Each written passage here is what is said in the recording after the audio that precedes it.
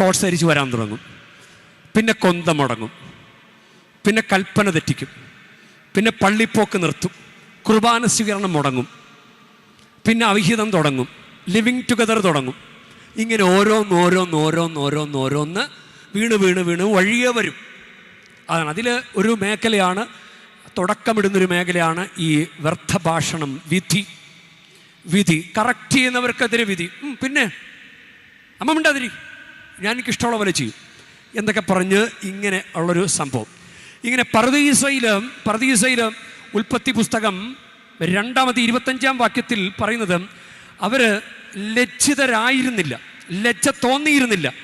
പുരുഷനും അവൻ്റെ ഭാര്യയും നഗ്നനായിരുന്നു, എങ്കിലും അവർക്ക് ലജ്ജ തോന്നിയിരുന്നില്ല.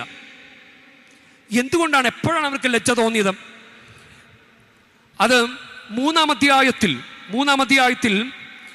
9-ാം വാക്യത്തിൽ പുരുഷനെ വിളിച്ച് ചോദിച്ചു, ആദം നീ എവിടെയാണ്? 8-ാം വാക്യത്തിൽ കാരണം അവനെ നോക്കിയിട്ട് കാണുന്നില്ല, അവൻ മരത്തിൻ്റെ മറയിൽ ഒളിച്ചിരിക്കുക. അപ്പോഴവന് ലജ്ജയായി. ലജ്ജയോടെ ജീവിക്കാൻ ആര് പറഞ്ഞു? തെറ്റ് ചെയ്തിട്ടല്ലേ ലജ്ജയോടെ ജീവിക്കേണ്ടി വന്നത്.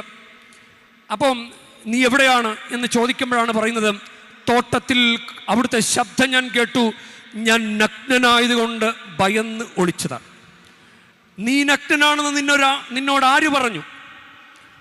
ഉടനെ ചോദിക്കുന്ന ചോദ്യം, തിന്നരുതെന്ന് ഞാൻ കൽപ്പിച്ച വൃക്ഷത്തിൻ്റെ പഴം നീ തിന്നോ? തിന്നു എന്നവർ മറുപടി പറഞ്ഞു. തിന്നു എന്ന് പറയുന്നത് നല്ല മറുപടിയാണ്. തിന്നു, തെറ്റ് ചെയ്താൽ തെറ്റു ചെയ്തു എന്ന് പറയുക. പക്ഷെ തെറ്റ് ചെയ്തു എന്ന് പറഞ്ഞ് എൻ്റെ കൂട്ടത്തിൽ ഒരു പണി കൊടുത്തു. അപ്പം ആദത്തോട് ചോദിച്ചു, നീ പഴം തിന്നോ? തിന്നു എന്ന് പറഞ്ഞു. എന്നിട്ട് ഹവ്വായിക്കട്ടൊരു പണി, ഈ സ്ത്രീയാണ് എനിക്ക് പഴം തന്നത്, കുറ്റാരോപണം. മനസ്സിലായോ? നമ്മൾ കുറ്റം സമ്മതിച്ചാൽ പോരെ, നമ്മൾ എന്തിനാ മറ്റവനെ പണിയുന്നത്? ഇനി ഹവ്വയോട് ചോദിച്ചു, ദൈവമായ കർത്താവ് സ്ത്രീയോട് ചോദിച്ചു, നീ എന്താണ് ഈ ചെയ്തത്? അവൾ പറഞ്ഞു, സർപ്പം എന്നെ വഞ്ചിച്ചു, ഞാൻ പഴം തിന്നു എന്ന് പറയുന്നുണ്ട്. പക്ഷെ ഒരു പണി, ഇരിക്കട്ടെ ഒരു പണി, അവൻ അങ്ങനെ സ്വസ്ഥമായിട്ട് ജീവിക്കണ്ട, ഇരിക്കട്ടെ ഒരു പണി. ഇത് ഒരെണ്ണമെങ്കിലും, 2 ഉണ്ടല്ലോ, അത് ഹവ്വയും ഉണ്ട്, ഒരെണ്ണമെങ്കിലും കുറ്റം ചാർത്താതെ സ്വർഗീയ അപ്പ സോറി എന്ന് പറഞ്ഞിരുന്നെങ്കിൽ രക്ഷപ്പെട്ടേനെ. ഒരൊറ്റെണ്ണം പറഞ്ഞില്ല. അതാണ് ഇന്നത്തെ 1-ാം വായനയിൽ പിതാക്കന്മാരും രാജാക്കന്മാരും പ്രഭുക്കന്മാരും ഒന്നടങ്കം ലജ്ജിതരായി. ഒറ്റെണ്ണം സോറി പറയുന്നില്ല. സോറി പറയാനുള്ള കാലമാണ് തപസ് കാലം. സോറി പറയൂ. ആദ്യം തെറ്റിനെ കുറിച്ച് ബോധമുണ്ടാകണം, എന്നാൽ മാത്രമേ നമുക്ക് സോറി പറയാൻ പറ്റുള്ളൂ. സോറി നമ്മൾ